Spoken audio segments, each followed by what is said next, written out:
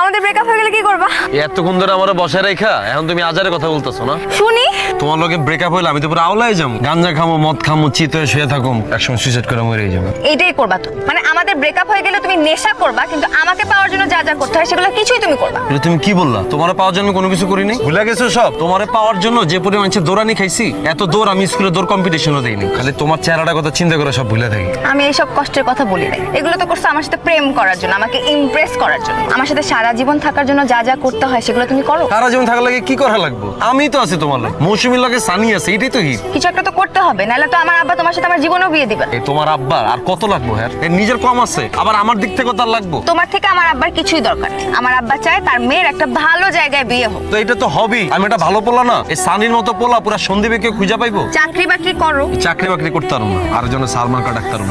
তাহলে ব্যবসা করো। ব্যবসা তো আমি করবো, আমি তো ব্যবসা করার একটা প্ল্যানিং করতেছি। এখন কি এখানে কি ব্যবসা খুলে